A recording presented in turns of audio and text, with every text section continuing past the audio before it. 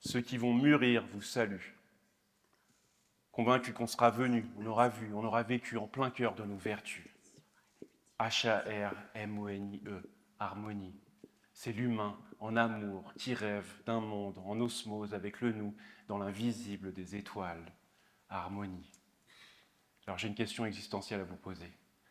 Qu'est-ce qui est mieux en temps de crise? Créer une entreprise dans les cieux ou garder les yeux sur la terre promise? Peut-être qu'en guise de compromis, le juste milieu des deux.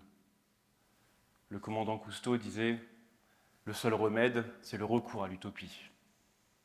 Les missions impossibles sont les seules qui réussissent. Et protégeons ceux que l'on aime. Alors oui, de grâce, protégeons celles et ceux que l'on aime. Ô capitaine, mes capitaines, tous embarqués dans une odyssée humaine. Êtes-vous cap ou pas cap de garder le cap, de changer le cap même, pour réenchanter l'avenir? Oui, le cap, le CAP, la coécriture de notre avenir poétique, ou la conception d'une alliance pour la planète, pour la construction d'une arche paradisiaque, en vue de chérir nos arbres des possibles, dans la convivialité, l'amour et la paix, telle une constellation de nos âmes de pionniers.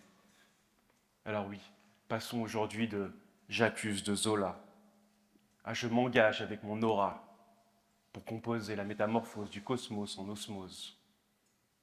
Oui, et passons du capitalisme au cap-humanisme, du taux de croissance au taux de conscience, de l'intelligence artificielle à l'intelligence de l'âme, des parts de marché à nos parts d'humanité, d'être numéro 1 à tous ensemble 1 à la fin, de la théorie de Darwin à un nouvel équilibre win-win, des biens matériels à nos liens fraternels et spirituels, de l'amour du pouvoir au pouvoir de l'amour, de l'agonie à l'harmonie, de la brutalité à l'humanité, des business models à des entreprises un peu plus modèles, de ce qui est viral à ce qui est vital pour une planète plus habitable.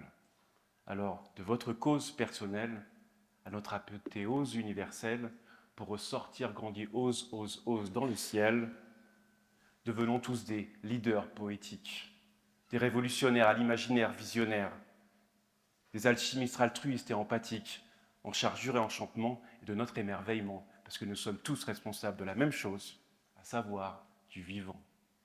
Alors imaginons de nouveaux narratifs, plus inclusifs et attractifs, pour opérer ce shift et passer du statu quo au statu quo lectif, avec comme horizon un avenir plus régénératif, muni de la devise sobriété, humanité et biodiversité en vertu d'une société de la prospérité équilibrée.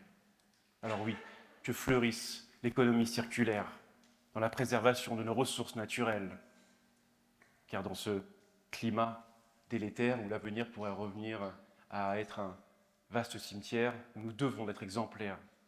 C'est peut-être notre seule voie salutaire par rapport à cet enjeu planétaire. De la même manière que l'émerveillement nous relie et nous réconcilie avec l'amour de la vie et du vivant, pour devenir tous des activistes de l'avenir, des alchimistes de la vie, non pas pour transformer le plomb en or, mais pour avoir l'aplomb de faire briller notre aura et transformer les mondes en merveilles, le monde en éveil, le songe en réel, le sombre en lumière, le bon en Éden, telle une étincelle entre l'éphémère et l'essentiel. Et ce sera peut-être l'élan vers notre chapitre suivant, intitulé « Autant en emporte le vivant ». Alors soyons prudents, mais soyons avant tout étincelants.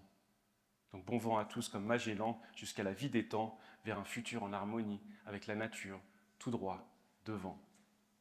Et si notre âge de raison est de protéger notre maison, notre partition sera de continuer à coécrire la symphonie bienveillante du vivant pour nos enfants, nos petits-enfants et nos arrière-petits-enfants. Alors oui, décarbonons nos énergies et réenchantons nos modes de vie. Les deux seules questions qui demeurent à bord de notre navire de l'avenir sont: quelle sera votre rime et aurons-nous été collectivement utiles? Donc merci de continuer à croire dans la possibilité d'une île et bienvenue à tous dans ce grand voilier pour se rendre compte à quel point nos destins et nos voies sont liés et pour garder le cap sur la mer, la magie de nos écosystèmes régénératifs. Merci et bienvenue.